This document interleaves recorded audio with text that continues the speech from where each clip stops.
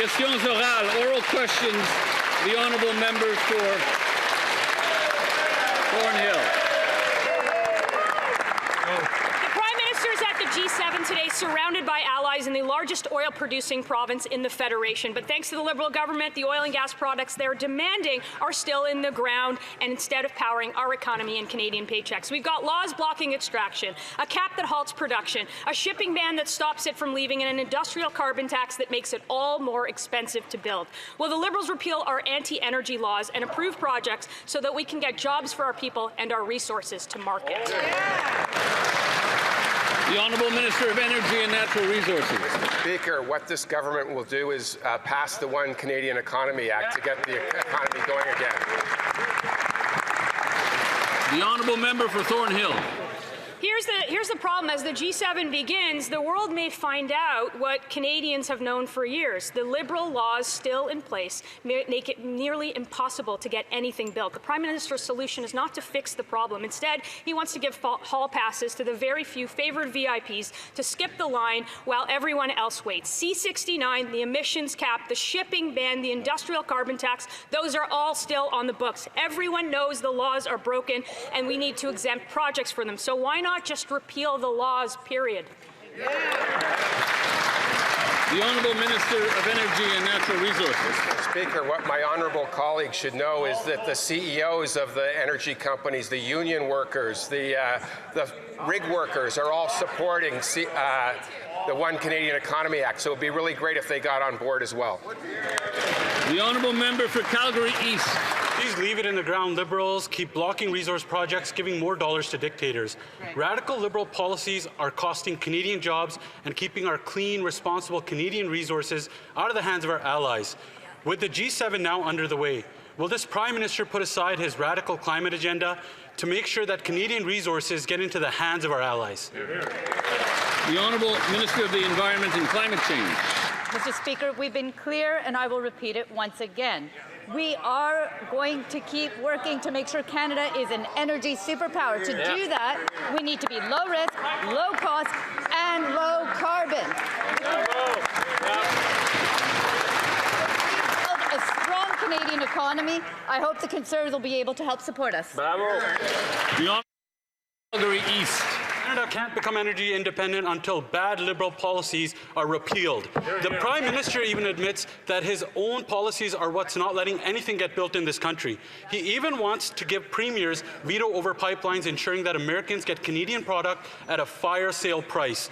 With the world gathering in Alberta today, will the Prime Minister repeal his anti-energy laws so our allies can get more Canadian product? Yes or no?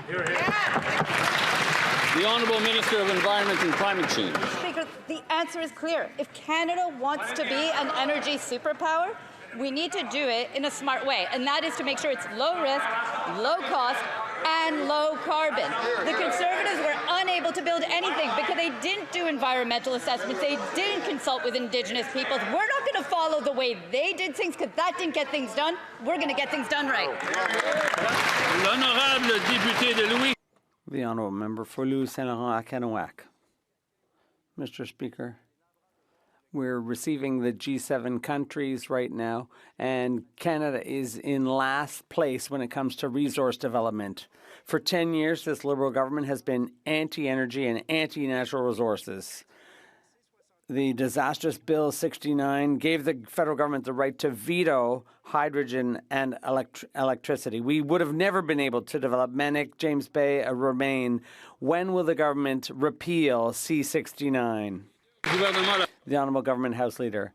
Mr. Speaker, I share with my colleague, we went through an election campaign together. We went through page 1 of our platform, and it indicated that we were going to pass a bill to have a single Canadian economy to make it easier to get major projects across the finish line. And that has the support of business, the unions, the premiers all across the country. Mr. Speaker, let's move the Canadian economy together. The Honourable Member for Louis Saint Laurent Akanawak. The Liberals have a short memory because they passed 4 anti-energy and anti-resource bills. There's not just C-69, there's C-48 in the shipping ban, there's the cap on oil and gas production, which is killing jobs, and the industrial carbon tax. Mr. Speaker, more than ever, people need more Canada. When will the minister make this possible? The Honourable Government House Leader. Well, respecting the environment and Indigenous rights and procedures, that's what a responsible government does. But we do know that we need to proceed now to implement major projects, including projects in Quebec and in all provinces and territories. We're going to do that respectfully, but effectively and efficiently. We're going to get our workers to work. We're going to get our economy moving by the end of the year. The Honourable Member for Saint-Jean. Mr. Speaker, the Prime Minister thinks he's Pierre Poilievre. He wants to put a gag order on Bill C-5, which would allow him to decide everything on energy projects. He wants to be able to decide on his own by order in council which projects will go ahead in the national interest. He wants to be able to define what the national interest is himself based on his own personal opinion. He wants to force pipelines on Quebec, and he wants to do this without debate or study. Even Pierre Poilievre would never have gone that far. Will the Prime Minister stop imitating him and withdraw the gag order? The Honourable Minister of Finance. Mr. Speaker, it's not just a dream, it's going to become a reality. One Canadian economy. Not only are we expecting the Bloc to support us, but we have Labour, we have management, we have the provinces, we have Quebec on board. This is a golden opportunity for the Bloc Québécois to build a strong Canada, a united Canada, an ambitious Canada, a prosperous Canada. That's what we're working on this side of the House, Mr. Speaker. We'll always fight for Canada. The Honourable Member for Saint-Jean.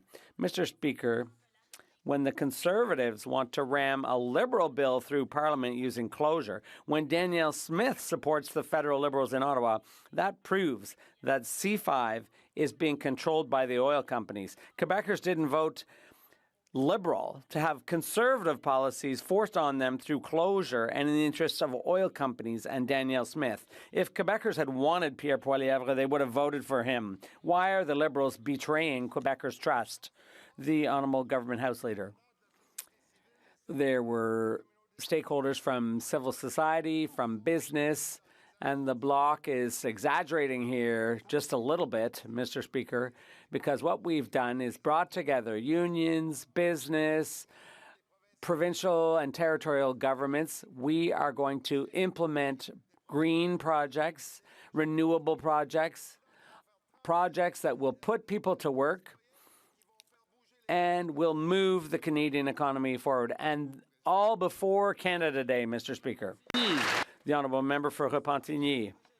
Mr. Speaker, Bill C-5 gives birth to the Conservative Liberal coalition serving the oil companies. After years saying the Liberals were the devil incarnate, suddenly the Conservatives are eating out of their hands. They're ready to pass Liberal bills. They're even ready to pass Liberal gag orders. They're prepared to do anything as long as it serves the oil patch, but not Quebec. Mr. Speaker, Quebecers didn't vote for this. Why? During the election campaign, did the Liberals hide it from Quebecers that they were going to form a coalition with the Conservatives? Un instant, s'il vous plaît. Just a minute, please.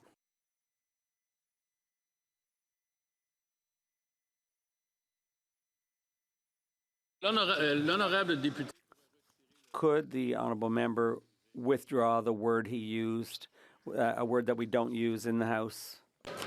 Pour qu'on puisse passer à so that we can get to the main idea. Ils ont dit l'inverse de la vérité, Monsieur le Président. He said the opposite of the truth. I'd like to thank the member. The Government House Leader. You see, Mr. Speaker, they haven't even read page 1 of our platform.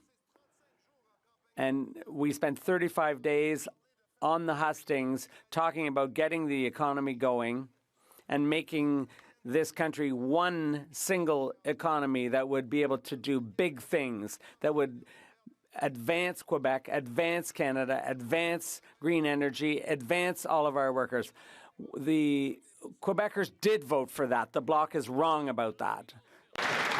Auditor General's report revealed that GC Strategies, a Liberal insider company, was paid a whopping $64.5 million tax dollars by the Liberal government to do literally nothing. Think about how Canadians struggling to make ends meet feel about having to pay massive taxes just to enrich Liberal insiders. It's like reverse Robin Hood. Will the Liberals support our motion to get Canadians' money back from these scammers, or will they keep robbing Canadians to pay their friends? The Honourable Minister of Government Transformation. Thank you, Mr. Speaker. And let me be absolutely clear, we will never tolerate any misbehavior or misconduct from our suppliers or their subcontractors. We've taken legal actions against GC Strategies. We've referred cases to the RCMP because we will always defend the integrity of our procurement system. Thank you, Mr. Speaker. The Honourable Member for Calgary Nose Hill. Not only are the Liberals tolerating this behavior, they're promoting the people who oversaw it. In the normal world, somebody who would have overseen $65 million going to scammers would have been fired. But instead, these ministers have been promoted. And today we found out that these ministers want to give even more money to consultants to manage web pages. Why is it with these Liberals, incompetent politicians get promoted while Canadian taxpayers get stuck with the bill? The Honourable Minister of Government Transformation. Thank you, Mr. Speaker. And as I've mentioned time and time again last week, we will always defend the integrity of our procurement system, and we will always hold bad actors to account, which is why, Mr. Speaker, of the company she's mentioned, we've revoked its security clearance. We've terminated all contracts more than a year ago. We've put in place the Office of Supplier Integrity, which has barred GC Strategies from contracting with the government for 7 years. We've taken legal actions against the company. We've referred cases to the RCMP. We will always hold responsible suppliers and their subcontractors who misconduct. Thank you, Mr. Chair. The Honourable Member for Provencher. Mr. Speaker, the Auditor General confirmed GC Strategies, a two-person company, got $64 million from the Liberals, often without competitive bidding. In nearly half the contracts, there's no proof of even any work being done. In 82% of cases, departments didn't check if taxpayers were overpaying, and in 50% contracts, security clearances were not properly enforced, including departments like Global Affairs and National Defence. A total collapse of basic oversight, but taxpayers are still forced to pay, while Liberal insiders get rich. Will every member in this House vote to get Canadians their money back? Hear, hear. The Honourable Minister of Government Transformation. Thank you, Mr. Speaker, and we will never tolerate misconduct from our suppliers or their subcontractors. We've taken legal actions against GC Strategies. We've referred cases to the RCMP, Mr. Speaker, because we will never tolerate misconduct from our suppliers. Thank you, Mr. Speaker. The Honourable Member for Provencher. That's right, Mr. Speaker. GC Strategies is under RCMP investigation. The Auditor General exposed millions paid without proof of work, without oversight, and without security rules being followed. And the ministers responsible? They didn't get fired. They got promoted, rewarded by this Prime Minister. Only with Liberals do you fail upwards. Collect promotions for incompetence and leave the taxpayer on the hook. Same scandals, same ministers. Why is Liberal corruption always rewarded while Canadians get the bill? Good question. The Honourable Minister of Government Transformation. Merci beaucoup, Monsieur le Président. Je vous remercie. Thank you very much, Mr. Speaker, and I'd like to thank my colleague for his question. As I've repeatedly said last week, we will never tolerate any misconduct from our suppliers. That's why we have sued the company. We have referred this to the RCMP. We have cooperated with the Auditor General. We will always defend the integrity of our procurement system in Canada. Leamington. Through questioning Liberal ministers last week, we know that they paid out. They had no clue why $64 million was paid to GC Strategies for work not done. The Auditor General found the following. Security requirements were not enforced, contract monitoring policies were ignored, procurement policies were not followed, and deliverables were not confirmed before payment. Liberal ministers responsible for this fraud, they're promoted upwards. Mr. Speaker, why? After cheap talk of this government, saying that's the old government, when will the new government vote in favour of getting Canadians their money back? Hear, hear. The Honourable Minister of Government Transformation. Thank you, Mr. Speaker.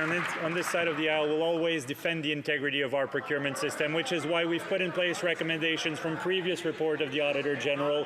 We've terminated all contracts with GC Strategies more than a year ago. We've revoked their security clearance. We've set up the Office of Supplier Integrity, which has barred GC Strategies from contracting with the government for the next 7 years. We've referred cases to the RCMP, and we've taken legal actions against GC Strategies. Why, Mr. Speaker? Because we will never tolerate bad actors in our supplyment process. Thank you. The honourable member for Portneuf-Jacques-Cartier. Thank you, Mr. Speaker. Public funds have to be managed very carefully and should serve the interests of our country, not Liberal cronies. In Quebec, there's an expression for an abuse of power and the code of silence used to protect insiders. A friend is a friend. Will the Liberal ministers of the past 10 years ask their buddies at GC Strategies to repay the $64 million paid by law-abiding Canadians? The Honourable Minister of Government Transformation. Thank you very much, Mr. Speaker, and I reject the premise of my colleague's question. We will never tolerate abuse by our suppliers. That's why we've taken legal action against GC Strategies and referred this matter to the RCMP, because we will always defend the integrity of our procurement system. The Honourable Member for Portneuf-Jacques-Cartier. Let's talk about integrity. We Conservatives today tabled a motion calling, among other things, for the $64 million that was paid in excess to GC Strategies to be, without any work done, to be paid back to Canadians. Will the Liberal ministers of the past 10 years who approved this payoff to their cronies, will they finally show today some integrity by supporting our motion to force a refund and ban that company, not for 7 years, but for life? The Honourable Minister of Government Transformation. Thank you very much, Mr. Speaker. I'd like to remind my colleague that the Office of Supplier Integrity operates at arm's length, and they decided to ban GC Strategies for the next 7 years. But we had already taken action. We will never tolerate any misconduct by our suppliers. We've taken legal action against GC Strategies. We referred the matter to the RCMP, and we cancelled all contracts more than a year ago and revoked their security clearance, because we will always defend the integrity of our procurement system. The Honourable Member for Jonquière. Mr. Speaker, the government is not only preventing debate on C5 in the House, they're also gagging all opposition outside the House in the name of the so-called national interest. They're silencing anyone who questions the construction of dirty oil pipelines across our lakes and rivers, including the St. Lawrence, threatening our drinking water. They're silencing anyone who's concerned about our farmland and our forests. They're silencing the entire population, the National Assembly, and the BAP. How is it that for the federal government, building Canada always weakens Quebec? The Honourable Minister of Finance. Mr. Speaker, on the contrary, we invite our colleagues to join with us in building a strong Canada. Quebec has a major role to play in that. Quebec is a leader on electricity, on the environment, on interprovincial trade. Mr. Speaker, this is a golden opportunity for the Bloc Québécois to vote in favor of Quebec and at the same time build a strong, resilient, and prosperous Canada. The unions are in favor, workers, management, the House should be in favor too. This is how you build a country. The Honourable Member for Jonquière. Well, one thing's for sure, Mr. Speaker, the national interest of the Liberals is certainly not the interest of our planet or future generations. In less than 3 weeks, we've gone from transportation electrification to drill, baby, drill. The Prime Minister has gone from his Canada Strong against Donald Trump to move aside Quebec and make way for some pipelines. All this without debate, without serious study, and without expert witnesses to explain the implications of C5. Clearly, the Prime Minister does not respect our work here. He proves it with his gag order. When will he finally get it that we live in a democracy here? The Honourable Minister of the Environment and Climate Change. Mr. Speaker, we agree that the environment needs to be protected, but the economy can be supported at the same time. It would be nice if the Bloc could support us in doing exactly what Quebecers and Canadians have called on us to do. They elected a Liberal government to ensure that, yes, we can be an economic superpower, but at the same time, we can take care of the environment. Tecumseh Gwillimbury. Mr. Speaker, the Liberal Housing Minister says he doesn't want house prices to go down. While everyday Canadians are priced out of a home, he says he's focused on protecting people's assets. Well, now we know why. From his Vancouver penthouse, this minister is sitting atop a personal real estate empire worth over $10 million, including luxury properties in Tofino, Squamish, and English Bay. Why is it the only thing getting built under this housing minister is his personal fortune? The Honourable Minister of Housing and Infrastructure. Thank you, Mr. Speaker. Well, I'll caution the member on using inaccurate facts. I will be following all the rules, even before they are required, and these are some of the rules that the Conservatives themselves brought in under Prime Minister Harper. We will work with the Office of the Ethics Commissioner to ensure transparency, and I will continue to demonstrate integrity in my role as Minister. My focus is on getting more affordable housing built across Canada. The Honourable Member for New Tecumseh Gwillimbury. Liberals are just like Adams. They make up everything. More Canadians than ever are watching the dream of homeownership slip further out of reach. But this housing minister isn't focused on solving the housing crisis because he's profiting from it. The average home in Canada now costs $680,000, $1.2 million in Vancouver.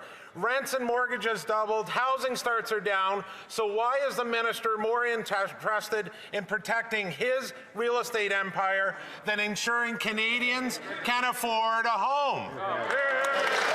The Honourable Government House Leader. Settle down. The Honourable...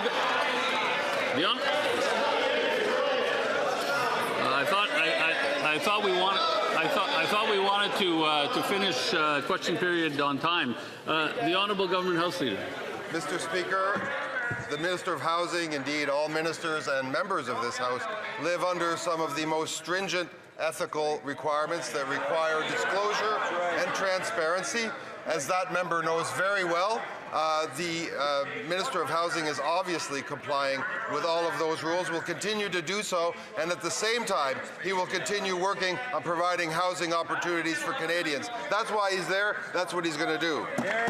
The Honourable Member for Leeds, Grenville, Thousand Islands, Rideau Lakes. You'll have to excuse us if we don't take the party that's been known for serial ethical lawbreaking at their word when the Minister of Housing, who said that house prices don't need to come down, is sitting in a $2 million penthouse on a multi-million-dollar real estate fortune while he's telling Canadians that they're okay to just stay in their parents' basements. Wow. Canadians want to know why this minister wasn't transparent, didn't answer the question in Committee of the Whole, didn't answer the question when the member previously asked, and we don't think that he answered it honestly when he gave an answer to the Ethics Commissioner. Why won't this minister come clean and tell Canadians the truth?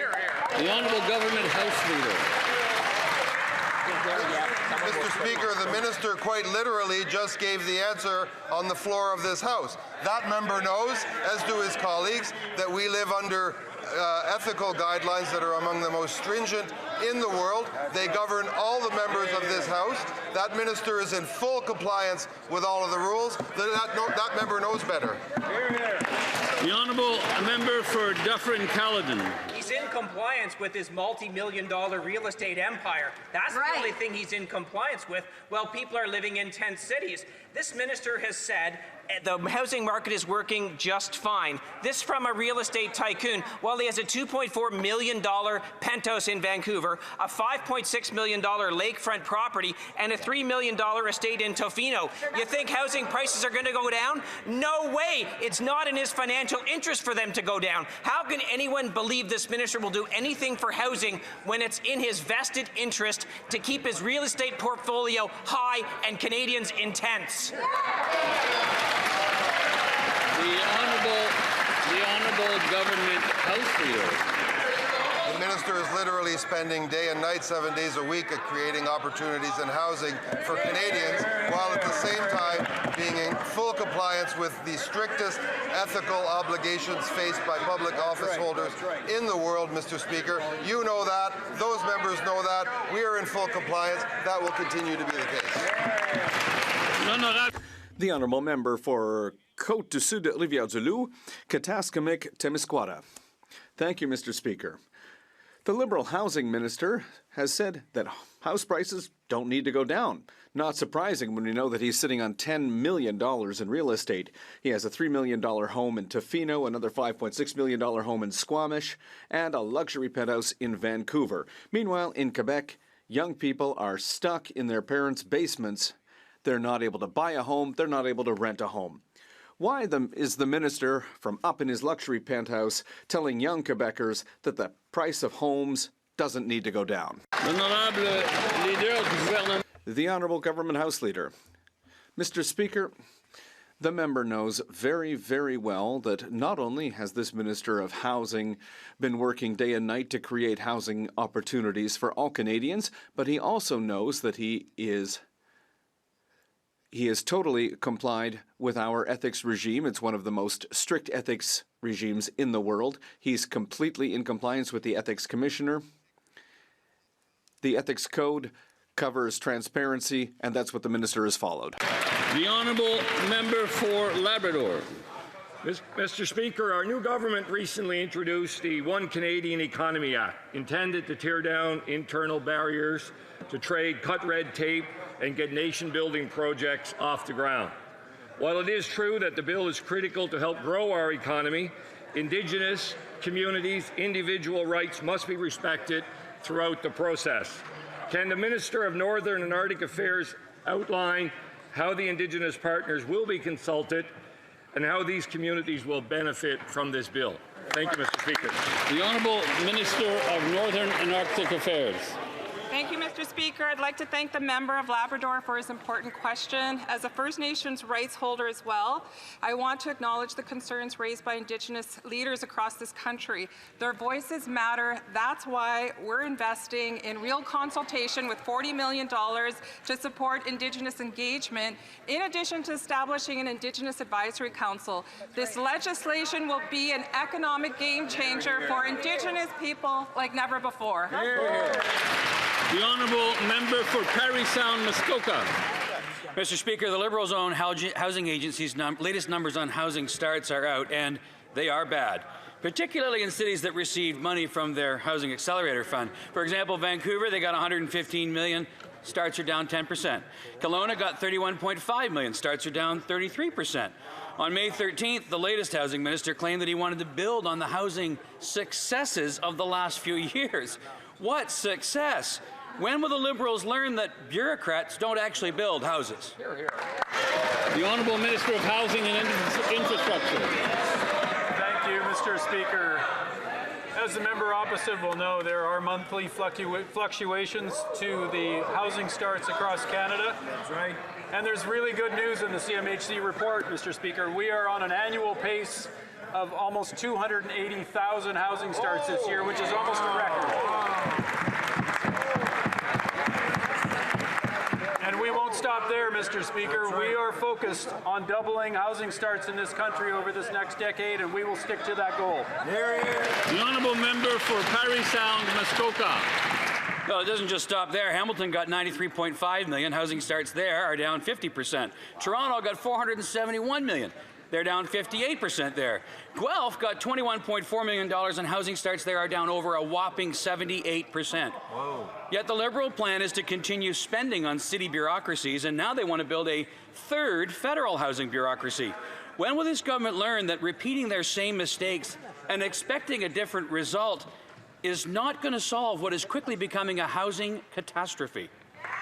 The Honourable Minister of Housing and Infrastructure. Thank you, Mr. Speaker. There's no doubt that we have challenges with housing across the country on affordability. The good news is that we are seeing near record level housing starts this year. You can cherry pick month-to-month stats. This year, 280,000 starts is the pace that we're on right now, and we need to go farther and faster. That's why we're delivering on development cost charge reductions that will bring down the cost of housing, Mr. Speaker. The honourable member for Similkameen, South Okanagan, West Kootenay. Mr. Speaker, the housing crisis is only getting worse, and the Liberals' failing programs are not helping. The Liberals' so-called Housing Accelerator Fund is spending more but building less. The Liberals' own numbers show that Kelowna will receive $31.5 million in taxpayer dollars, even though housing starts there are down 33.6%. That's not very good. Will the Liberals abandon their failing housing programs and build homes, not more bureaucracy? Honourable Minister of Housing and Infrastructure. Thank you, Mr. Speaker, and I will just direct the member opposite to talk with the Kelowna Mayor and Council about what they think about the Housing Accelerator program, which mayors, hundreds of mayors and councils across the country have asked their own members of Parliament on the Conservative side to support, because they want this program, they want support to scale the housing that they build in their communities, and we will be there to support them. The Honourable Member for London Fanshawe. Mr. Speaker, the Liberals' own housing agency continues that $74 million from the Housing Accelerator Fund, housing starts in London are actually down by a whopping 72%. Meanwhile, students and young families are still being priced out of the market with little hope of ever owning their own home. The Prime Minister promised to get the government into the business of building homes, not building more bureaucracy. When will the Liberals finally recognize that the red tape is the problem, not the solution, and reverse these policies that are keeping young Canadians in their parents' basement? Great question. The Honourable Minister of Housing and Infrastructure. Mr. Speaker, well, I hope that the member opposite is supportive of the work that we're doing here to give first-time home buyers, young Canadians, an opportunity, discounting their purchase price by up to $50,000. Wow. In GST relief. Whoa. It's a significant effort, along with the tax cut for 22 million Canadians that makes life more affordable, enables them to access housing, and we will not stop there, Mr. Speaker. Hear, hear. The Honourable Member for Richmond Hill South. Only this Liberal government could spend more taxpayer money and deliver less. Their so-called Housing Accelerator Fund gave the City of Toronto $471 million. And what did Canadians get in return? According to this Liberal government's own housing agency, Toronto's housing starts dropped a whopping 58% compared to last year. This is a classic example of Liberal-style failure. They spend taxpayer money, grab a nice photo op, and then walk away while fewer homes are built. Will this housing minister finally admit that this Liberal bureaucracy fails to build homes while the next generation of Canadians fall further behind? Good job. The Honourable Minister of Housing and Infrastructure. Thank you, Mr. Speaker. Well, I want to speak strongly in support of the Housing Accelerator program, which has over 200 agreements with communities across Canada. The members opposite can keep criticizing and insulting their city councils and mayors. They are going to deliver on this housing. The month-to-month statistics fluctuate, but overall we're seeing housing starts up this year, which is great, and we're seeing local communities deliver. Thank you. The Honourable Member for Ponoka Didsbury. This week, leaders of the G7 gather in Kananaskis. Top of mind at this summit is international peace and security. Canadian energy is a key part of this conversation. Our G7 allies, such as Germany and Japan, have spent years asking for ethically sourced Canadian oil and gas. Yet this same Liberal government has stymied our allies for 10 years. When will they get out of the way and approve the energy infrastructure that Canadians and our allies so desperately need? The Honourable Minister of Energy and Natural Resources. Mr. Speaker, at the first Ministers' meeting, the Prime Minister, the Premiers got together and thought the One Canadian Economy Act was a great idea. Managements think it's a great idea. Labour unions think it's a great idea. It would be very helpful if the Conservatives got on board and helped us get this bill passed. The Honourable Member for Ponoka Didsbury. After 10 years of economic vandalism by these Liberals, Albertans want the walk to match the talk. It's been 3 months since the start of the campaign, 4 weeks since the throne speech, weeks since the meeting with the premiers and businesses, and yet the No More Pipelines bill, the tanker ban, the production camp, and the industrial carbon tax all still remain, and not a single oil and gas project has been announced. So when does the talk become the walk, or is this all just more Liberal squawk? Yeah!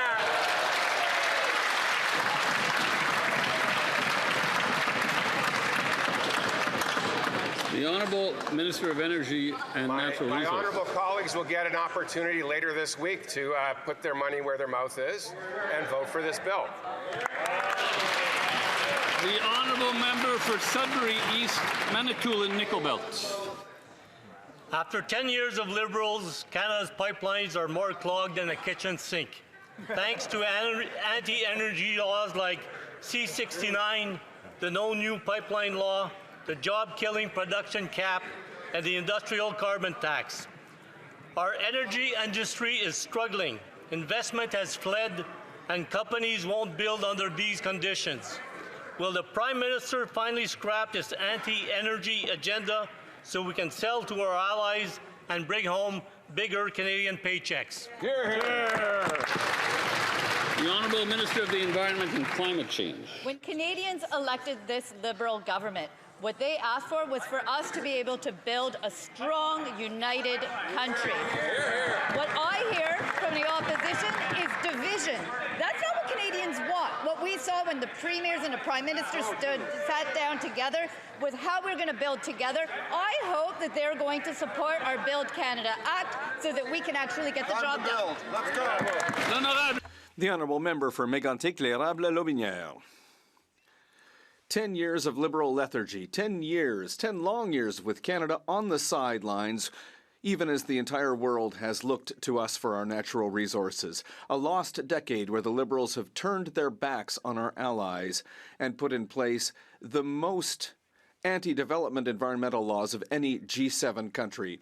An anti-pipeline law, a cap on oil production, a ban on marine shipping. The G7 is meeting in Canada, in Alberta this week. Will the Prime Minister get rid of these bad bills that are making Canada's poorer and approve projects that will put more money in their pockets? The Honourable Minister of the Environment and Climate Change. Mr. Speaker, when the Canadians elected us, when they elected this Liberal government, what they wanted to see was us build together a strong country and a strong economy, and that's exactly what we're doing. So, we are building to be an energy superpower that is low cost, low risk, and low carbon. I would ask the Conservatives, will they support our bill to make sure that we can move forward with these projects? The Honourable Member for Halifax. Mr. Speaker, more than ever, Canadians are feeling a deep sense of pride in who we are. We're united by our shared history, rich cultures, and breathtaking landscapes. In my riding of Halifax, we have Citadel Hill National Historic Site, which stands as a powerful symbol of our past. And Nova Scotia has 3 world-renowned gems in Sable Island, Kejimkujik, and Cape Breton Highlands National Parks. Could the Minister tell us what our new government is doing to reinforce our national pride and to encourage Canadians to discover all the incredible places that make Canada so special? The Honourable Minister of Canadian Identity and Culture. Thank you, Mr. Speaker, and I would like to thank the member for Halifax for her excellent question. There is no better time to choose Canada, which is why today we unveiled the new Canada Strong Pass, Mr. Speaker. That's right. All summer long, admission is free for national parks, historic sites, with major discounts on camping as well. That's great. And what's more, a kid gets to free access to national museums and gallery, and free or discounted fares on Via Rail. Amazing. We're encouraging peoples of all age to explore the places and story that unite us from coast to coast to coast. With the Canada Strong Pass, it's never been easier to get out and discover the best country in the world, Canada. The Honourable Member for Cloverdale Langley City. Mr. Speaker, I attended the Public Safety Forum in Surrey this weekend, and I have to say, I felt like we were living in a violent video game. Reflections Banquet Hall shot up. Hub Insurance shot up, Strip Mall shot up, and now in Fleetwood, an honest businessman has been gunned down in his office in broad daylight, possibly tied to extortion.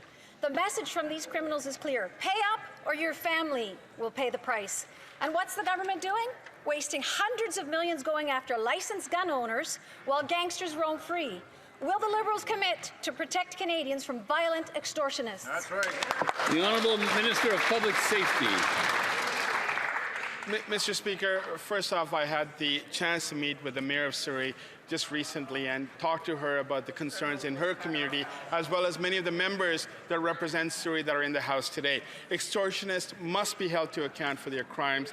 We will act decisively to strengthen the criminal code and move aggressively to protect victims by making bail laws stricter for violent and organized criminals. Extortion with a firearm carries a maximum sentence of life in prison, Mr. Speaker. We will always be there to keep Canadians safe. The honourable member for Cloverdale Langley City. Mr. Speaker, extortion is up 357%, and those are the ones we know about. In Surrey, criminals are shooting up businesses and bragging about it online because they know they won't face serious jail time. People are terrified, and these gangsters are running the show. They actually made it. What did the Liberals do? They voted against mandatory minimums for extortion. They made it easier for violent criminals to get back on the street. Will this government support the common sense Conservative plan to crack down on violent extortionists, or will they keep putting criminals ahead of Canadians? The Honourable Minister of Justice. Mr. Speaker, in case anyone is mistaken in this House, extortion is illegal in Canada. It is punishable by serious offences. Repeated extortion with a firearm is punishable by a mandatory minimum of 7 years imprisonment and a maximum penalty of life imprisonment. The criminal code reflects the seriousness with which we take this crime. We will do what it takes not only to punish criminals on the back end, but to give law enforcement the tools they need to prevent it in the first place. I hope the Conservatives will be willing to work with us to advance the reforms that will help keep communities safe. The honourable member for Brampton West. Mr. Speaker, Peel Regional Police busted an extortion ring. Unfortunately, of the 18 arrested, almost half were on a form of a judicial release at the time of arrest. Under this Liberal government, extortion cases are up by almost 400%. Bill C-381, introduced by Conservatives, would have given law enforcement the tools they require to go after extortionists. When these Liberals will stand with hardworking families and their safety? Will the Liberals adopt our Conservative plan to crack down on violent extortion? The Honourable Parliamentary Secretary. Thank you for the question, Mr. Speaker. The fact of the matter is, this new Prime Minister, new MPs like me, and this new government take this incredibly seriously.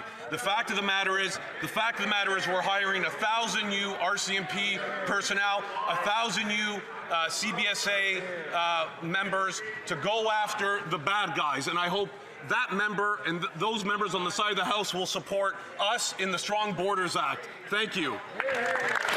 The honourable member for Brampton Centre. Mr. Speaker, after 10 years of this Liberal government, risen by 357%, and Canadians are living in genuine fear for their lives. One of my constituents recently received a video from a perpetrator threatening to murder their children. People's lives are at stake, and this cannot go any longer. We need to restore mandatory minimum penalties on extortion. Will the Liberal Prime Minister adopt Bill C-381 to crack down on violent extortion?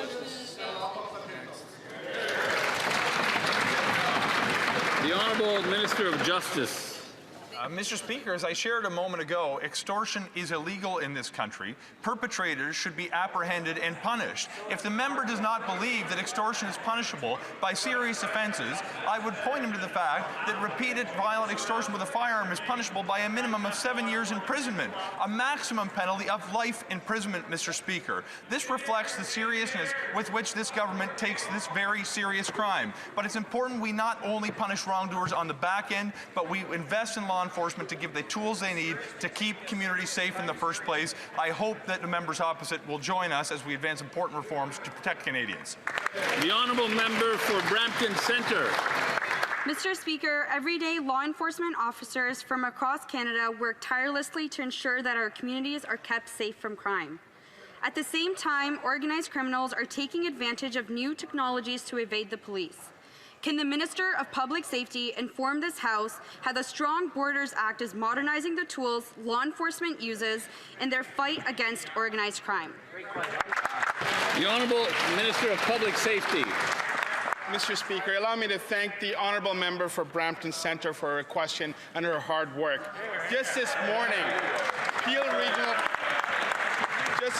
Mr. Speaker, Peel Regional Police dealt a major blow to organized crime, arresting 18 individuals on nearly 100 charges related to auto theft, extortion and shootings. And I want to thank the hardworking men and women of Peel Regional Police for this important work that they have done. Through the Strong Borders Act, we are looking to replicate the success of Peel Police. We will provide law enforcement with the tools they need to take down organized crime and keep our communities safe. I believe members may want to use their earpieces for this question, which will be in Inuktitut. The honourable member for Nunavut. Mr. Speaker, Mosi is a single mom in Talukchuak. Her monthly income is less than $1,100. The Inuit Child First initiative helped to feed her children every day. The Liberals canceled the Hamlet food voucher program. Groceries in the north are not affordable. Will the minister reinstate the Hamlet food voucher program so Inuit can afford to eat?